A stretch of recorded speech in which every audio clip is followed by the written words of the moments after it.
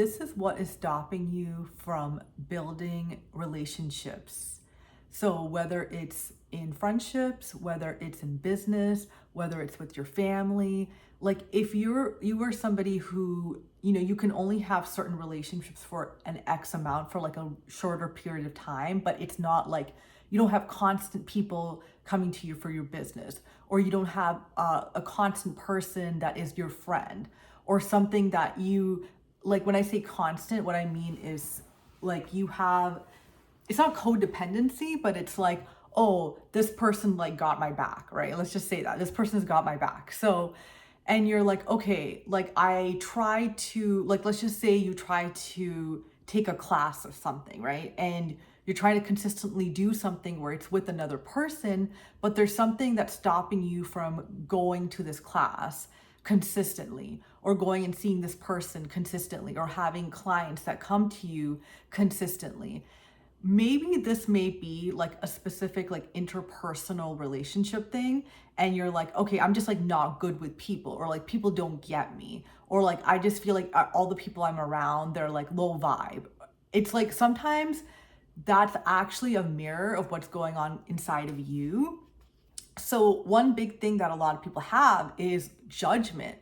Like we judge ourselves. We're used to this because we were like brought up in a society where everything is pretty much like external validation. And so it's very hard to break the mold and do something outside of this box, because if you're judged, then you may not have the opportunity to do X, Y, and Z in the future. Or like if you have a job and you're like, you kind of have to people please in ways your boss, right? And so you're like, okay, I have to make sure I talk a certain way or act a certain way. Otherwise that person's going to judge me and I may get fired, right? So there's a lot of these thoughts with judgment that comes through that kind of stops us from like having what we want, having this type of success, that because we're not able to be like authentically us. So in the example of like, let's just say you're taking a class and you have a one-on-one instructor, and like after the second or third time, you're like, hey, like I feel like there's something like this is just isn't vibing, right? And then you hang out with somebody else, and after a couple of times, you're like, okay, this just like isn't vibing.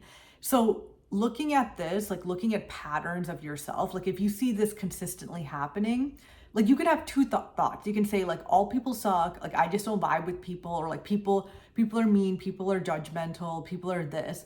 Or you can look at this as a mirror of what's going inside of yourself. And a lot of times it's actually mirroring what's going on inside of ourselves, because our mind is actually not a camera. Like we think it's a camera and we see everything and it is like accurate and correct, but like actually the mind is a projector. It's projecting all of the internal stories, internal like visuals, like all the things that we already know. We're actually projecting this onto different people. And like that doesn't mean like okay, if there's like extreme circumstances of like violence or something like that, like I'm not talking about that. I'm talking about like everyday things, like okay, I went to this thing, and like after about 6 hours, I thought, okay, like this isn't for me, and it just keeps happening all the time. Like I'm looking at this as a pattern of like behavior, but that you're projecting. So going back to judgment, so a lot of the time when we judge people, it's usually stemming from because we're judging ourselves.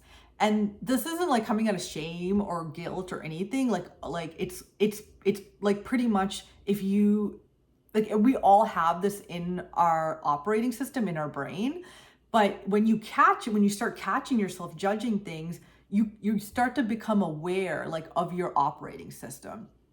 And a lot of times when we're judging, it's because we're judging ourselves, we're judging past things that we've done. We often forget about like a lot of the good things that we've done, a lot of the things that we've accomplished, like even just like small moments of being like really happy. Like we forget about all of this, and we focus because like the animal part of our brain focuses on like the parts not to the judgmental things, because they puts us in like this survival mode. And when you're in survival mode, you're trying to take care of yourself. But a lot of times it's this situation that's going on, it's not a threat. So when you start like witnessing yourself, its behavior, its reaction, then you're like, you can almost take a step back and you can view the patterns of yourself. So there's a really good book. It's called Untethered Soul, and it is so good. It's a really small read. Like it's not that many pages, but it's like so gold because it really shows you. It helps you witness your thoughts. So for example, like sometimes if you just close your eyes and you're like in silence and you say hello in your head. Well, this is an example from the book. Your higher self is witnessing yourself saying hello to yourself. So in ways, there's kind of like two things there. It's not just like your emotions, your reactions.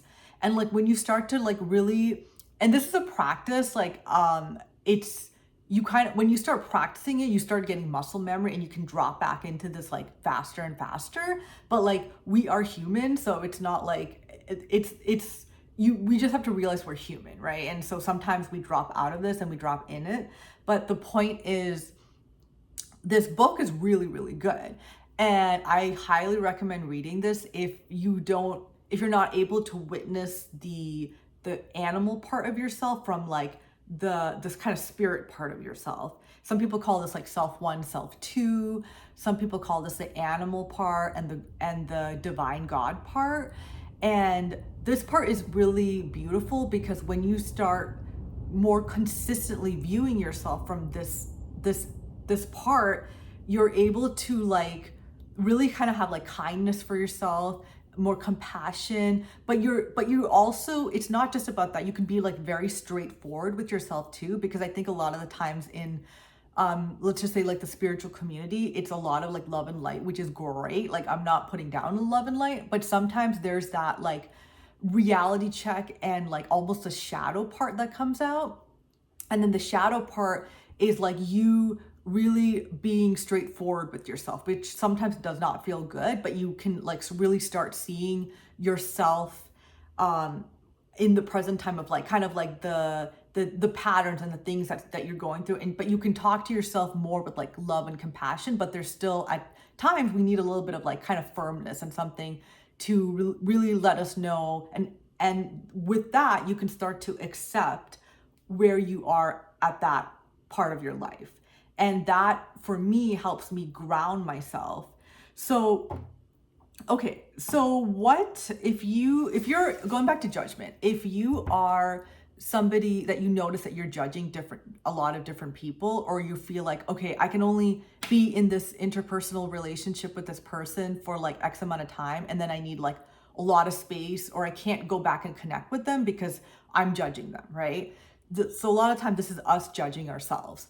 So one thing that I think a lot of people forget to do is like remembering your past accomplishments, like really looking at all the things that you've done. So let's just say they learned a new skill, right? Sometimes we forget about this, or we learn a skill and then we judge ourselves for it, right? So let's just say you're painting, you're beautiful, you painted this beautiful picture, but then you're somebody who you see the mistake that you made and you don't see the whole beautiful picture.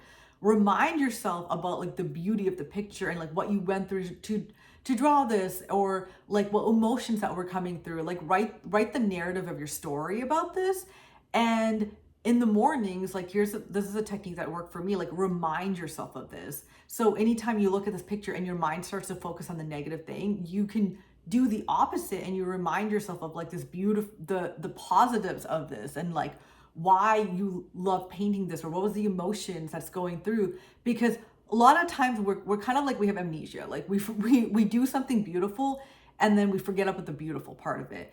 And this will help you like transition. This is a good skill of like helping you transition from this judgment, because if you forget and you're always in the judgment zone, here's like, and like have it on a paper, right? Like I have papers on my table to remind myself. So like have this kind of like a morning routine, like wake up and reset your operating system.